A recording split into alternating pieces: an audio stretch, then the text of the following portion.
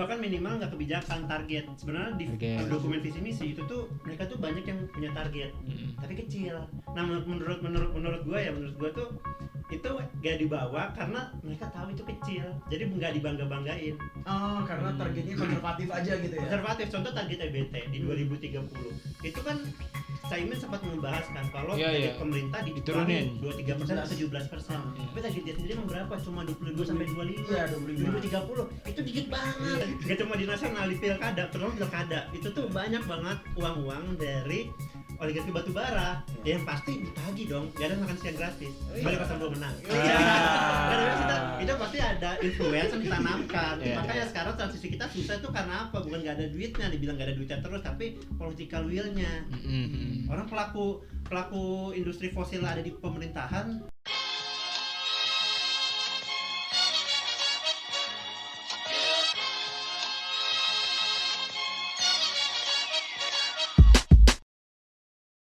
Selamat datang kembali di podcast Bebas Aktif episode ke-22 season 3. Kembali bersama gue di sini yang masih nge-host sampai sekarang karena Raffi belum balik. Dan di sini gue bersama dengan Hanif dan yang udah lama gak muncul nih di audio maupun di kamera. Ada punggawa lama kita Hafiz, dan juga ada sahabat teman gue ini yang dari dulu aktif demo di depan pemerintah, di depan kantor PLN karena bergerak di bidang lingkungan ya, bidang energi, dan sekarang jadi koordinator Climate Rangers Jakarta. Waduh, bukan Power Ranger ya, Climate Ranger Jakarta, Ginanjar gitu. Dan kita hari ini kan ada dua orang nih. Hafiz sekarang latar belakangnya lingkungan juga teman-teman ya, kalau belum update, karena dia sering ngurusin perihal karbon di pangan gitu, terutama padi. Jadi Hafiz mungkin banyak belajar ilmu padi, udah lama nggak nongol nih di depan. Dan di sini kita akan ngebahas, ya kemarin aja baru juga ngebahas pangan, energi, dan juga soal lingkungan, yakni debat keempat masyarakat adat juga. Penting ya, yakni debat keempat pilpres atau debat kedua cawapres gitu ya, yang kemarin hari Minggu baru saja dilakukan di Senayan kemarin. Nah, debatnya rame banget tuh kalau gue lihat sebenarnya, karena ramenya bukan cuma rame secara isu, tapi juga secara performa gitu. Tapi kira-kira bakal kita bahas lah dua-duanya di dalam podcast hari ini. Tapi sebelum itu jangan lupa untuk follow sosial media kontekstual di Instagram, Twitter, dan juga jangan lupa dengarkan kita di Spotify dan YouTube. Oke, jadi gue ke Hanif dulu nih. Gimana? Kira-kira overall kemarin debat keempat itu rame banget, kenapa sih? Rame ya? Iya. Ya rame, you know lah. Karena dia. Karena anak muda itu ya? Iya, karena anak muda itu. Jadi kalau kita nonton itu debatnya, itu banyak banget hal-hal gimmick, hal-hal yang gak penting. Kayak contohnya misalnya tiba-tiba menanyakan, memang boleh pakai catatan? Atau misalnya pas dia ngomong sama profesor hukum, dia ngomong, waduh, ini jawabannya.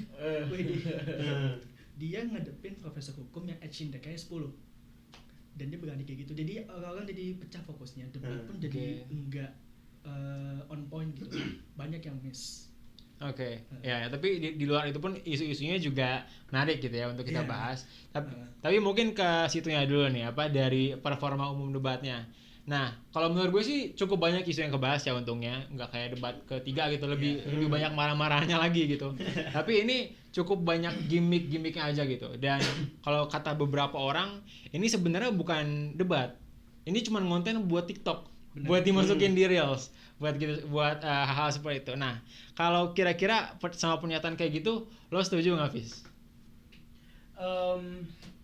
Singkat dulu ya. Setuju. Karena ada buktinya. Ini kan 2 hari setelah debat berarti ya, udah pas kita rekaman hari ini. Dan kita bisa lihat udah berapa countless lah video di TikTok, di Reels tentang dia yang dipotong cuman ngenyeknya aja gitu. Bagian gini doang. Bagian ngingetin air mineral botol. Iya, jadi dan yang substansi malah lebih banyak kita tontonnya di Twitter. Iya kan? Benar. Jadi ketahuan lah demografinya seperti apa dan audiensnya kayak gimana. Jadi setuju sih. Tapi sebentar dulu.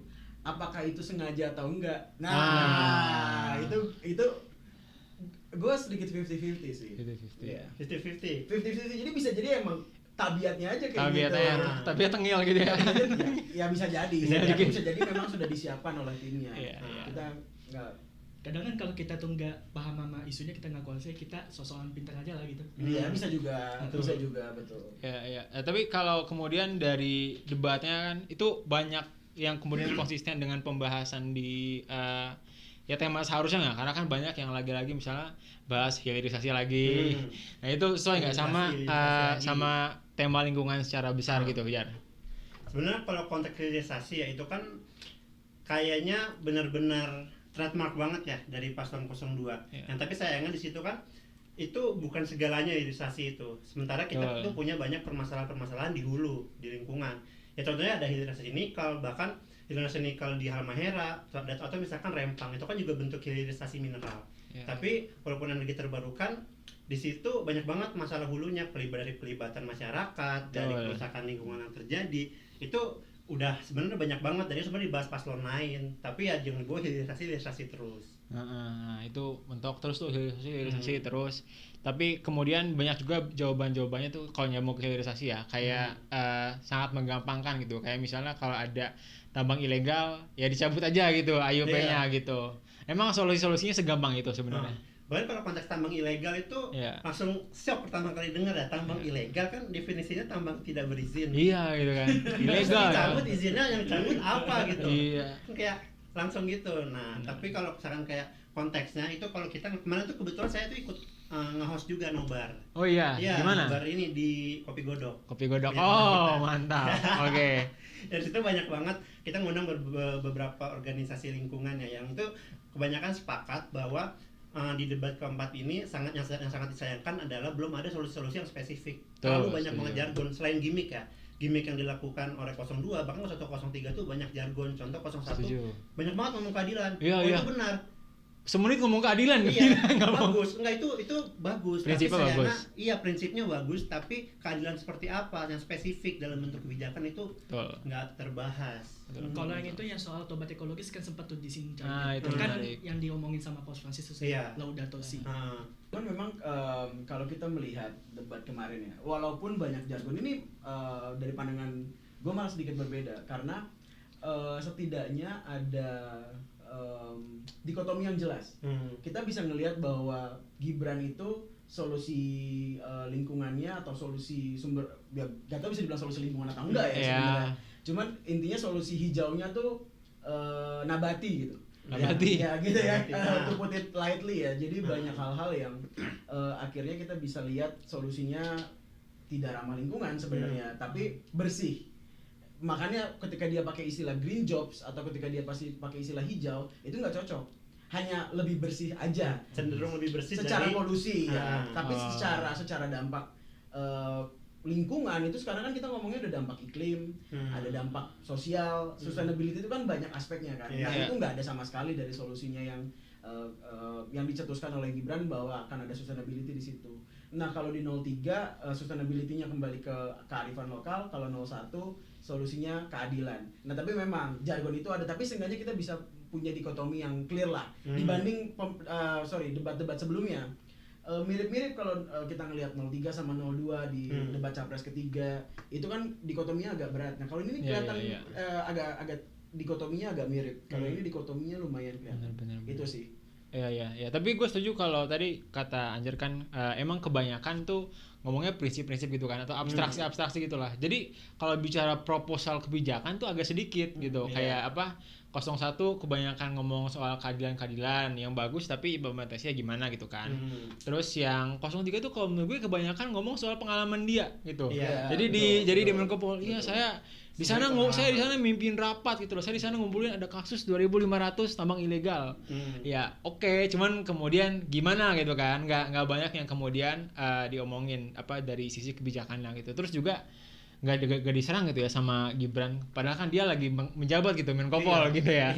Lucunya. Terus tanggung jawab dia gimana gitu. Iya gitu loh. 2.500 tambang ilegal. Gimana gitu kan? Kan tugas Anda gitu loh. Konteksnya penegakan hukum loh. Benar. Tambang ilegal, dan dia bilang ada mafia, collab sama pejabat lah. Tapi kan itu Iya, exactly. ini dia. Iya. Tapi biarin gitu aja. Gue punya sedikit pandangan beda juga soal ini ya. Tadi kan ngomongin bahwa belum teknis. Karena menurutku debat ini tidak perlu teknis. Di level ini ya dengan 2 menit, 4 menit Ya akan terlalu berat juga untuk audiens karena kita harus mempertimbangkan audiens yang kompleks. Cuman memang kalau kita tadi ngomongin soal ya apa mereka sebagai incumbent, sebagai petahana terus kenapa mengkritik pemerintah ya itu memang itu agak lucu sih karena tiga-tiganya sebenarnya sekarang di pemerintah. Ada tangan pemerintahnya. Wakil Ketua DPR, Menko Polhukam sama Wali Kota Solo aka anak presiden. Iya. Jadi Gitu. exactly. Benar-benar. Ya nggak apa lah. Yang penting kita nontonnya tetap asik. Emang agak-agak apa ya? Debate esports gitu loh. Jadinya kita sorak-sorakin lama-lama. Tapi ya nggak apa-apa juga sih. Kalau ada polisi proposal, kita senang soalnya kan kita pada polisi geeks di sini. Jadi kayak kebijakannya apa nih? Kebijakannya apa gitu kan? Atau bahkan minimal nggak kebijakan target. Sebenarnya di dokumen visi misi itu tuh mereka tuh banyak yang punya target, tapi kecil. Nah menurut gue tuh itu gak dibawa karena mereka tahu itu kecil, jadi nggak dibangga-banggain. Oh, karena targetnya konservatif aja gitu ya. Konservatif. Contoh target EBT di 2030 itu kan Caimin sempat membahaskan kalau target pemerintah diturunin 23% atau 17%. Tapi target dia sendiri emang berapa? Cuma 22 sampai 25. Iya, 25. 2030 itu dikit banget. Iya, benar. Bauran lagi ya. Iya. Itu bukan net zero atau misalnya berapa. Iya, dan itu masih EBT lagi. Masih EBT. Dan akal-akalnya pasti ada di energi barunya juga. Istilah ya. Energi baru. Iya, betul. Yang itu aja nggak sebenarnya bisa untuk kelihatan gitu gambaran dan ada di visi misi. Tapi kayaknya ada sengaja juga tuh nggak di gembor-gemborin. Yang penting yang kena kritiknya aja dulu kan, kritik pemerintahnya. Ya, tapi jadinya kayak gitu. Kalau buat energi. Nah, mungkin kita geser dikit ke spesialisasinya Hafiz nih. Soal pangan nih. Jadi kan lo cukup banyak ya bahas soal pangan gitu, kemudian nyambung juga ke kesejahteraan petani segala macam, dibandingin lagi-lagi lahan dibandingin 500.000 sama petani cuma setengah hektar gitu kan. Ya kemudian banyak diskusinya kalau menurut gue ya terkait pangan dan yang lainnya itu cukup heavy ke reforma agraria yang emang juga termasuk temanya sih. Tapi menurut lo gimana dengan overall fokus di reforma agraria itu? Nah, ini gue coba rangkum dulu ketiga calon wakil presiden kemarin gagasannya ya. Kalau ngelihat Gibran di level pangan tuh selalu ekstensifikasi. Berarti meningkatkan produktivitas.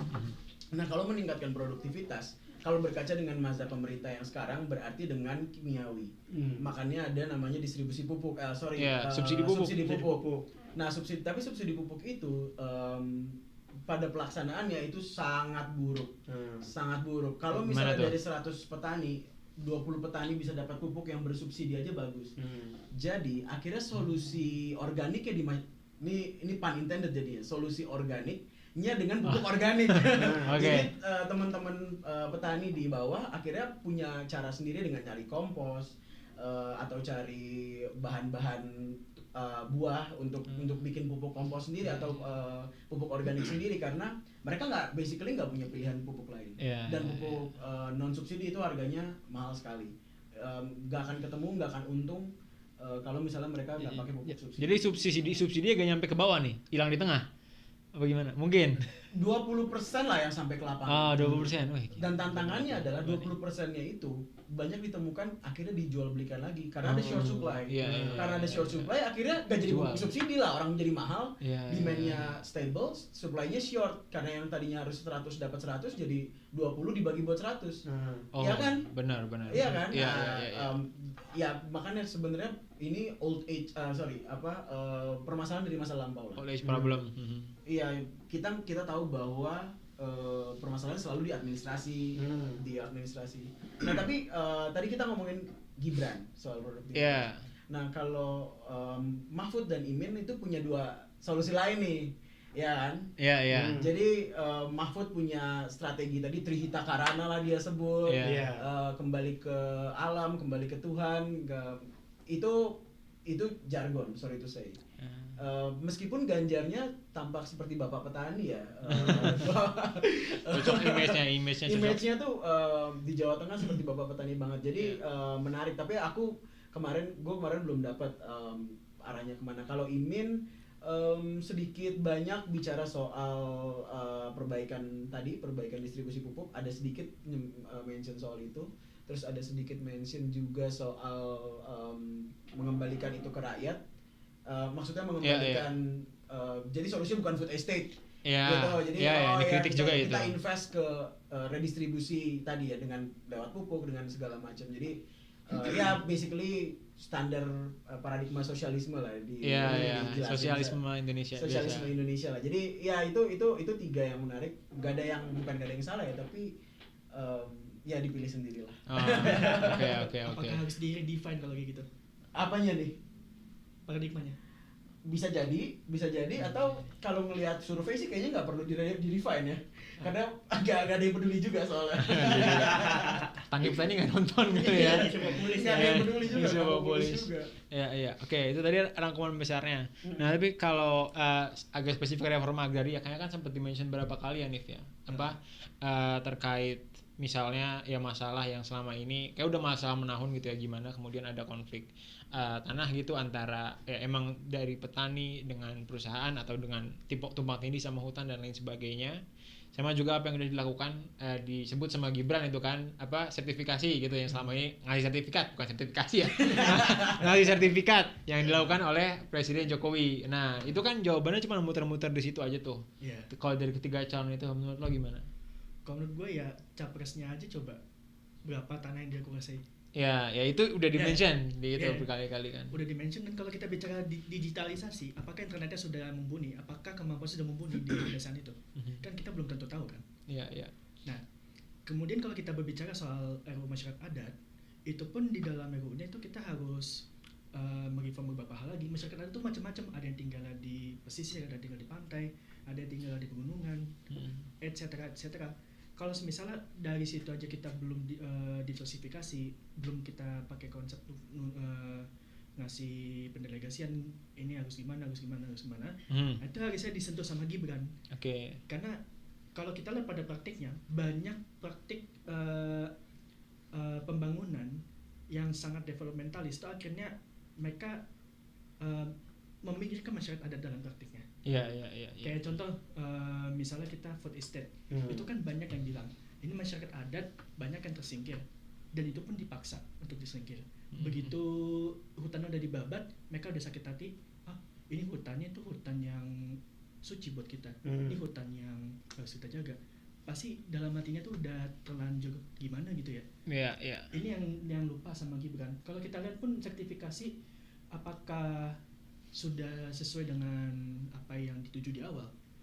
Bukankah itu harusnya dievaluasi lagi? Iya. Benar. Sertifikat kan kata Mahfud juga itu baru pemberian aja gitu kan, nggak ada yang direform sebenarnya, cuman biar ada hitam di atas putih aja dari itu. Dan emang kalau reforma agraria sih, gue nggak ngeliat sesuatu yang baru ya. Tapi menariknya itu gimana kemudian itu yang jadi fokus dari misalnya ketika mendiskusikan masalah pangan dan petani gitu kan, misalnya dari Caimin yang itu kedengarannya populis gitu kan, kita mau redistribusi lahan atau gimana, meskipun nggak dibilang secara eksplisit itu ya, tapi kan implisitnya kayak akan ada keadilan lebih dari tanah gitu lah, atau kayak gimana. Itu kan bidangnya Caimin. Kalau kita lihat kan partai Caimin, PKB itu dari tahun ke tahun tuh selalu pertama Menteri Desa itu PKB. Benar. Ya. Cuman gue ngeliatnya gimana ya, ini sedikit gue nih, mungkin gue pengalaman barat apa gimana lah. Tapi BTW sebelumnya Gibran tuh menurut gue solusinya tuh sentralitas banget gitu. Kayak pejabat, kayak staf sus presiden yang nggak pernah turun ke lapangan. Betul. Ini digitalisasi, cabut IUP segala macam. Itu kan solusi-solusi yang bisa dilakukan dari meja doang gitu ya. Digitalisasi, cabut izin, tapi nggak pernah ada di lapangan lah gitu. Emang digitalisasi bisa menyelesaikan atau gimana gitu. Satu yang bikin gue ketawa banget. Dia ngomong IoT, dia ngomong pakai drone untuk nyebar pupuk pestisida. Mau tahu nggak petani kita itu dalam 3 bulan masa tanam yang 1 hektar itu bisa ngasilin 6 ton. Rata-rata Indonesia 5,4, tapi 6 ton lah kita bilang. Iya. Dari 6 ton itu pendapatannya hanya 2 juta rupiah untuk menanam 3 bulan. 1 hektar itu sekitar 7 petani, 7 petak. Oh iya, 7 petak, mungkin 14 petani. Kayak 2 juta. Terus mau tahu nggak drone pestisida itu berapa? Gue pernah ketemu sama salah satu pilot drone di salah satu acara konferensi beras. Itu lebih dari 1 miliar. Jadi siapa yang mau beliin? Dana desa aja nggak cukup. Dana desa nggak cukup. 5M doang. Jadi exactly, bener kata lo tadi, ada permasalahan pemahaman lapangan di situ. Iya. Ya yang seharusnya memang tidak harus strong tapi harusnya cukup gitu. Benar-benar. Ya. Dan menurut gue juga gimana solusi yang dikasih ini kayak kebanyakan fokusnya justru ke populisnya gitu loh, dari pangannya gitu, kayak subsidi, terus distribusi lahan dan segala macam. Dan kenapa gue satu poin aja sih yang sebenarnya gue senang sama Gibran, dia nyebutin intensifikasi sama mekanisasi tadi gitu kan, karena yang lain nggak ada tuh yang nyebut kayak gitu tuh. Sementara itu yang selama ini kita tertinggal karena kita bertani manual terus bos gitu loh. Sekarang orang di mana-mana dan persepsinya juga kayak dari Caimin tuh kayak oh ya kita harus kasih dana desa yang besar biar orang-orang tetap di desa gitu kan, biar tetap ini. Padahal menurut gue ya urbanisasi itu sampai extent gitu ya. Kalau kontrol ya nggak apa-apa gitu dong. Namanya juga emang orang bakal ke kota, density-nya bakal nambah terus karena opportunity-nya banyak di sana. Dan mungkin pertanian nggak harus jadi bidang yang terus-menerus padat karya gitu loh. Kalau emang orang pengennya pindah ke kota gitu loh, buat apa dipaksa tanda apa mereka untuk kemudian dikasih duit buat stay di desa gitu kan. Karena itu juga yang bisa meningkatkan produktivitas dari petani gitu kan, dari pertanian kita. Terus juga gimana itu juga menurut gue bisa menyelesaikan masalah-masalah dari kalau misalnya ya petani yang cuma setengah hektar itu kan, kalau misalnya kita bikin ya ini bisa ngomong hilirisasi pertanian tuh, ada yang ngomong tuh di debat sebelumnya tuh, alias dibikin ya jadi lebih terindustri gitu loh secara pertanian. Nah ya tentu dengan cara yang nggak merugikan petani ya, maksudnya petani cuma jadi pekerja doang atau gimana, tapi itu ya the classic path forward lah yang boleh cuman ya yang selama ini nggak diterapkan di Indonesia karena subsidi pupuk kayak terus gitu. Gue boleh direspons. Boleh. Silakan. Ya, intensifikasi ini bermasalah. Ini satu. Kalau mekanisasi gue setuju. Caranya gimana nanti ya, mau pakai teknologi mau apa, mekanisasi oke. Karena di lapangan hanya combine harvester atau traktor buat panen aja yang biasanya pakai mekanik, dan itu pun belum semua, sebagian masih pakai alat. Tapi kita ngomongin intensifikasi ini yang bermasalah karena pemerintahan sekarang mendukung padi itu bisa 4 kali tanam. 4 setahun maksudnya. Dalam setahun. Satu musim tanam itu 3 bulan. Berarti tanah itu tidak bernafas. Kalau misalnya 4-4-nya padi untuk menggenjot swasembada pangan, permasalahan unsur hara di soilnya itu yang tadinya mungkin tanahnya masih bisa dipakai 50 tahun lagi, itu tinggal bisa 25 tahun lagi setengahnya. Dan karena tadi kalau kita ngomong intensifikasi, berarti ada produk kimia di situ. Ada pestisida, insektisida, herbisida, pupuk, semuanya kimiawi, dan itu merusak tanah. Dan itu kalau ada di tanah, ketika diairi, digenangi, itu jadi zat metan. Zat metan jadi karbon. Jadi the fact that pertanian di dunia itu menyumbang setara dengan penerbangan internasional, itu bukti bahwa intensifikasi itu bukan way to go dengan cara itu. Tapi solusinya apa? Ekstensifikasi, jadi deforestasi dong? Ya enggak, solusinya ya diversifikasi. Ya solusinya mungkin to some extent kita nggak perlu swasembada pangan. Nggak populis memang, tapi banyak cara dibanding kita harus merusak tanah dan meningkatkan meningkatkan emisi karbon di udara. Jadi tapi kalau mekanisasi gue setuju. Benar. Pakar pangan dong. Tapi jangan salah, gue gini juga anak geografi. Nah, jadi emang jadi apa namanya? Ya, kalau yang dimaksud sama intensifikasi itu kan yang enggak terbatas, misalnya lu harus satu monokultur gitu loh. Padi semua emang bebas saja, tapi kalau secara developmental kita lihat gitu kan, emang kenapa nggak terjadi seperti yang dibilang oleh Malthus gitu. karena kita yield dari pertanian dan gitu-gitu itu bisa naik terus gitu. Satu lewat mekanisasi, satu lewat intensifikasi yang bisa macam-macam. Misalnya yieldnya lebih tinggi atau gimana gitulah caranya. Yang jadi masih bisa terus-menerus. Kalau kita lihat grafik yield dari per hektar gitu kan masih naik terus gitu sampai sekarang. Jadi maksud gue itu gitu yang bisa dikejar. Gue nggak terlalu permasalahkan kalau misalnya lo mau ganti-ganti tanamannya atau mau pakai pupuk macam gimana, tapi intinya dari satu tanah yang ada itu tuh kita maksimalkan aja gitu prinsipnya. Seperti itu. Dan kayak Gibran doang yang mention itu gitu. Jadi Gibran kamu keren. Mungkin bisa jadi lagi daftar LPDP. Waduh, dibuka ini. Iya. Ikhlas jadi kurang lebih begitu ya soal pangan gitu. Kemudian kita juga ada yang menarik nih. Mungkin kalau kemarin itu terkait greenflation. Nah, ini greenflation itu kan gue jelasin sekarang di sini.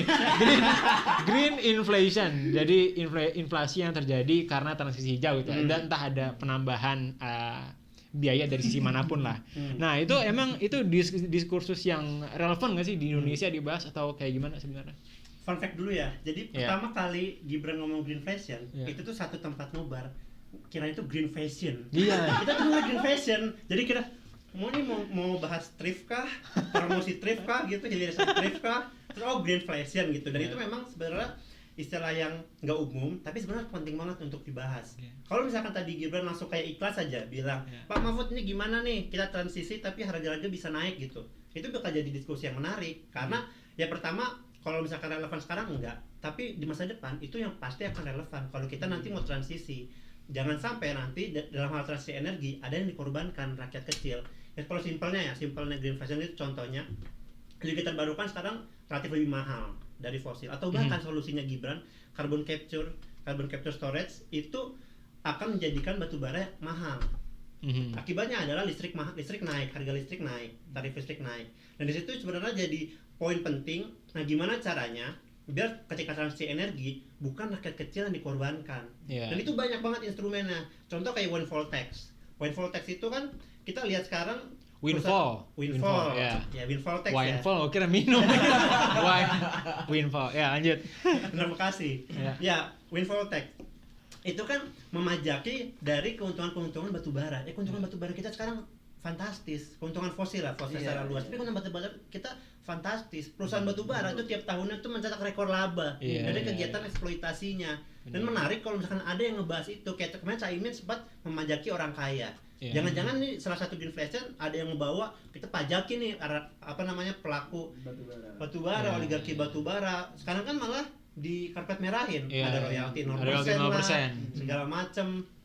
Yang di situ sebenarnya menarik dan penting untuk dibahas. Gimana sih kita ngebiayai transisi energi terbarukan tanpa no one leave behind. Nah, kemarin kayaknya semua paslon sempat ngomong ya. Itu prinsip penting, tapi sayang banget ketutup sama gimmick-gimmick aja. Gitu. Tapi bukannya justru yang lu maksud itu yang jadi donornya si 02 ini? Ya, kan? Iya juga. Semuanya ada. Kayak kemarin tadi baru ada yang ngepost dah siapa itu. Dan kalau nggak salah tadi siang itu kan udah menyatakan tuh grup-grup energi yang pokoknya kalau di total tuh sepertiga yang menjalankan ekonomi Indonesia itu semuanya di belakang 02. Jadi berita. Kita pakai biologik aja. Gak mungkin dong mereka ngedonorin apa yang mereka punya lalu apa yang didapatkan malah merugikan. Iya. Dan itu sebenarnya masalah menahun setiap pilpres, nggak cuma ini nggak daftar LPDP nih, nggak daftar LPDP. Di pilkada itu tuh juga banyak. Beasiswa Sampurna bayar nggak? Nggak cuma di nasional, di pilkada, terutama pilkada itu tuh banyak banget uang-uang dari oligarki batubara. Ya yang pasti ditagih dong, nggak ada makan siang gratis. Balik pas belum menang. Itu pasti ada influence yang ditanamkan. Makanya sekarang transisi kita susah itu karena apa? Bukan nggak ada duitnya, dibilang nggak ada duitnya terus, tapi political will-nya. Orang pelaku industri fosil ada di pemerintahan. Tapi gue pengen balik dulu ke tadi soal greenflation ya, karena menarik. Tadi kan ada contoh dengan harga komoditas ya, yang bisa domino ke hajat hidup orang banyak. Sedangkan kalau dalam konteks Indonesia kita perlu tahu bahwa apa sih komoditas apa yang paling mendorong inflasi di Indonesia. Jawabannya satu, minyak, bensin. Iya. Setiap bensin naik, harga semua langsung naik. Karena semua logistik pakai bensin atau solar ya. Maksudnya BBM lah. Nah, sebenarnya sedikit banyak itu sudah terjadi ketika kita mulai didorong untuk pakai Pertalite. Instead of ini kecil ya, tapi sebenarnya berapa juta orang yang terdampak dari itu. Instead of pakai Premium pakai Pertamax, dihapus. bukan premium dihapus. Orang udah digeser dari Pertalite yang masih bersubsidi ke Pertamax. Nah, itu sebenarnya juga bagian dari greenflation yang banyak orang belum ngeh. Karena dalam transisi hijau berarti kan akan ada pengurangan subsidi terhadap hajat hidup orang banyak. Terutama di dalam tadi mengurangi dari Pertalite ke Pertamax. Sebenarnya kan itu bagian dari transisi menuju ke yang lebih hijau atau yang lebih bersih dulu lah, kita ngomong nggak bisa lebih hijau lah ke listrik itu. Jadi memang tapi mau gue sampaikan adalah kita perlu sadar juga bahwa it affects everyone. In skalanya mungkin berbeda-beda gitu. Benar ya benar. Gue emang meskipun kalau menurut gue kalau perubahan bahan bakar yang dulu pernah gue bikin thread juga sebenarnya itu lebih ke politik anggaran, tapi benar juga ada interseksinya dengan transisi hijau gitu kan. Insentif ke sana. Iya, karena kan ya mungkin kurang juga karbonnya dan lain sebagainya. Dan itu jadi contoh nyata banget. Karena kalau gue sebelumnya mikirnya mungkin dari banyak transisi hijau itu belum termaterialisasi gitu loh di Indonesia gitu kan. Karena kita emang belum benar-benar jalan aja gitu. Tapi ya itu satu concern yang perlu diperhatikan. Dan gitu. kalau kemarin tadi Gibran ngomong kayak tadi, BBM naik, harga pangan naik. Semua orang tuh ngerti, semua orang tuh tahu, nggak perlu pakai greenflation segala. Bener. Nggak perlu ilmu ekonomi, semua orang karena udah langsung ngerasain. BBM naik, harga naik. Makanya ini malah hal yang bagus dia bisa ngangkat itu. Tapi ketika contohnya rompi kuning itu sayang banget karena nggak relevan. Coba dia bawa Pertalite atau dia bawa transisi ke arah, wah itu kalau keren banget. Zaman SBY BBM naik yang demo kan baju merah. Kuning baju merah. Coba kalau dia bawa baju merah. Tapi sekarang merah juga demo lagi loh. Kan udah bukan pemerintah katanya. Udah beda. Kita siap-siap ya mungkin kerbau lagi. Waduh, kerbau lagi. Iya, makanya kita kepekaan itu penting juga sih dalam transisi hijau. Dan every one of us tuh udah affected sebenarnya. Gimana pemerintah bisa soften the blow. Dan kalau ngomongin carbon tax kan ya balik lagi ya pasti pemilik bisnis. Kan ada yang bahas carbon tax soalnya. Ada sempat carbon tax itu masuk di agendanya 01. 01.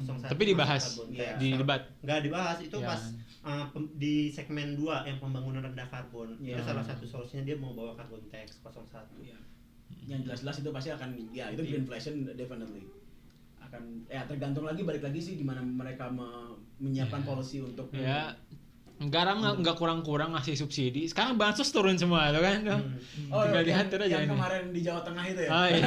Cuma di Jawa Tengah doang banyak. Kan katanya Jakarta terima kasih Utara sama Bapak Jokowi kan. Udah sampai situ aja ya. Saya masih sering ke Solo nih, aduh. Takut. Hati-hati lo mobil lo nih dihentiin. Kayak kita udah cukup banyak bahasa nih, tapi kalau kira-kira ada yang mau ngasih overview nggak kira-kira dari keseluruhan komitmen terhadap pembangunan berkelanjutan lah kita taruh dalam payung pembangunan berkelanjutan, kira-kira gimana dari debat capres ini? Debat cawapres ini. Kalau ini ada kesimpulan kan ya? Kalau 02 itu emang tadi sepakat semuanya tuh instrumen dilakukan oleh negara, semuanya tuh terpusat, semuanya dikuasai negara. Dan sebenarnya ini seharusnya transisi itu nggak cuma transisi beralih dari suatu energi A ke energi B, tapi kita tuh sebenarnya perlu bertransisi juga paradigma pembangunan kita. Itu kalau energi sampai kan bahas carbon capture, bahas tadi biomasa segala macam itu kan terus dikuasai oleh negara. Padahal ada banyak banget energi terbarukan itu sebenarnya bisa dikuasai oleh masyarakat. Paradigma itu sebenarnya yang nggak ada tuh di Gibran. Kemarin juga sempat bilang ya udah ini kita apa dijawab, kita lihat nanti ada AMDAL, ada sustainability report. Itu prakteknya pertama udah dilemahkan UU Cipta Kerja, partisipasi masyarakat. Terus yang kedua itu tuh sekarang cuma sering jadi stempel doang. Awal-awal doang udah stempel, udah dapat, habis itu pas prakteknya tuh suka mencari sana sini di konflik sosial. Makanya itu nggak ada partisipasi bermakna di masyarakat. Di 02 itu sangat kurang. Sementara kalau 01 kemarin ada yang bercanda 01 itu jubir NGO. Salah. Gaya sih iya. Kata-kata yang dipakai itu tuh kata-kata NGO semua. Etika, slogan semua nih. keadilan iklim, keadilan lingkungan. Itu tuh yang tapi dan emang timnya kan banyak banget orang NGO-nya ya. Oh iya, banyak ya. Banyak banget. Is it a bad thing? Hah? Is it a bad thing? Enggak ya. Iya, berarti kan itu melibatkan masyarakat sipil dalam hal. Ini kan konteksnya kan juga akademis kan. Dan itu banyak pelibatannya. Tapi ya tadi emang konsepnya dapat banget. Ini adalah soal keadilan, soal melibatkan masyarakat, tapi yang tadi karena sering ada devil in the detail.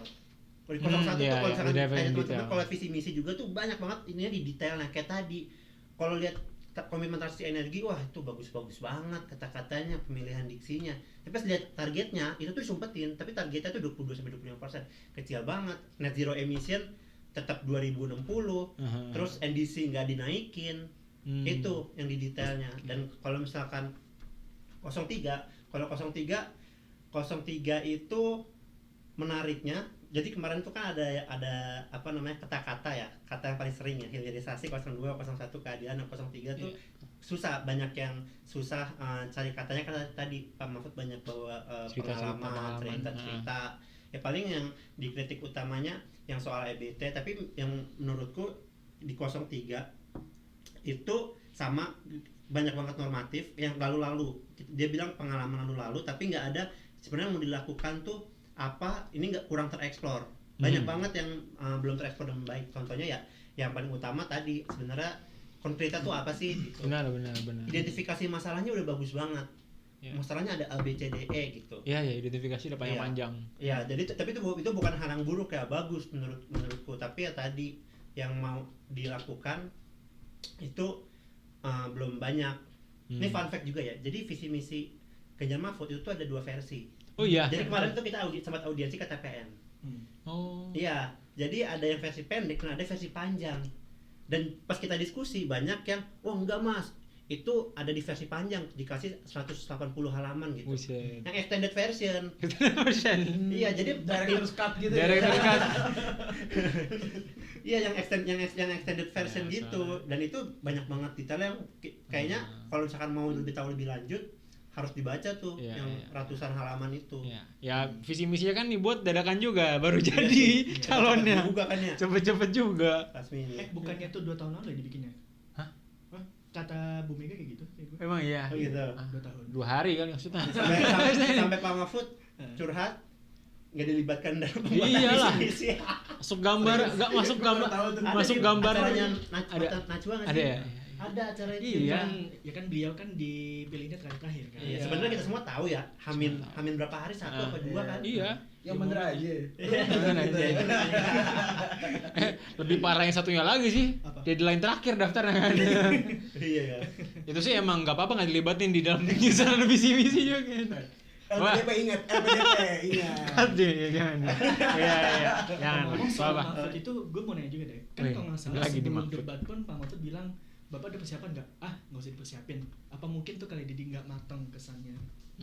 Sedangkan kan kalau Caimin, lah culik yang istiqlal.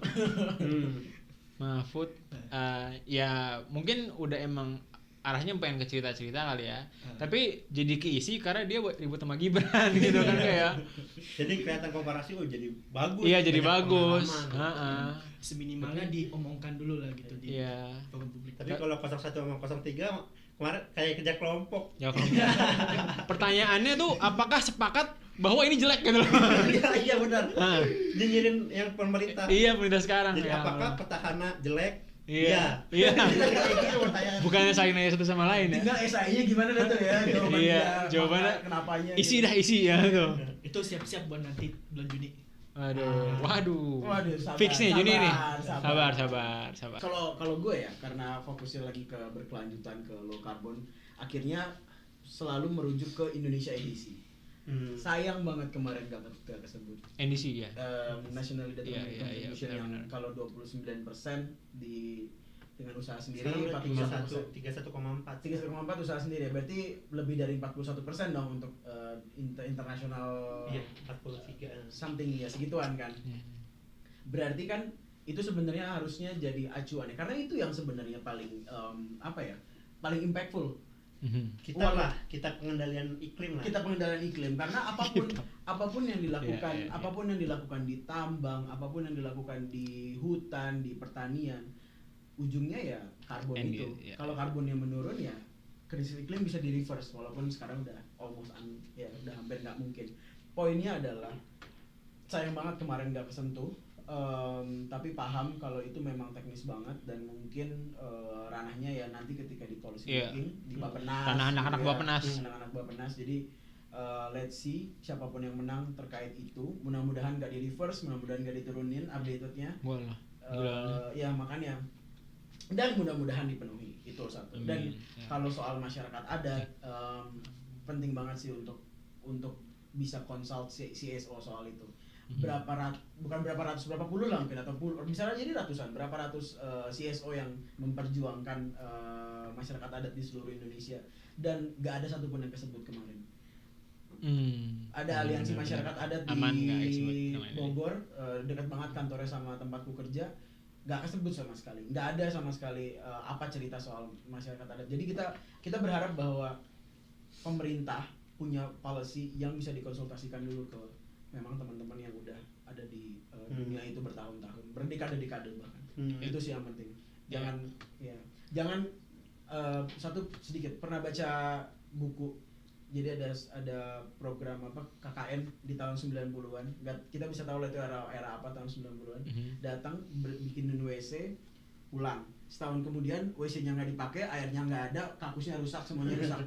Tapi udah jadi, yang penting cuma jadi capaian aja kan, checklist bahwa ada WC. Tapi orang di sana diajarin nggak pakai WC, diajarin nggak cara dia merawat dan segala macam. Ya itu pentingnya konsult CSO kan. Itu sederhana tapi in a bigger picture itu yang masih terjadi sampai sekarang sayangnya. Berarti problem utamanya itu adalah meaningful participation-nya belum ada gitu. Iya, itu satu. Belum cukup. Oke. Iya. Jadi menurut gue sih dari debat umat kemarin ya semuanya intertwine gitu ya, antara dari target-target yang dicapai, dari janji-janji yang diberikan itu masih kebanyakan abstraksi ya, prinsip-prinsip, dan kemudian kita bicara juga soal partisipasi masyarakat adat maupun civil society gitu ya dalam pembuatan kebijakan. Ini emang jadi basis dari debat keempat ini, jadi basis buat kita kemudian dari apa yang udah dijanjiin ini secara abstraksi, secara partisipasi itu nanti siapapun yang menang ya kita tagih lah gitu ya. Dan nanti itu bakal jadi peran Hafiz, peran Ginanjar, peran ini juga mungkin mau di NGO mana nanti. Kalau peran kita semua lah, terlepas dari NGO atau apa segala macam. Lo gimana? LPDP dibalik gimana? Udah. Dari tadi lah gimana nih? Ya, itu peran kita semua karena kita semua ingin Indonesia yang berkontribusi juga bagi penanganan perubahan iklim sehingga kita semua tidak terpanggang. Oke. Terima kasih semuanya conference yang sudah mendengarkan podcast Bebas Aktif kali ini. Hafiz katanya bakal sering-sering kesini sekarang. Jadi sampai jumpa di episode selanjutnya. Bye bye.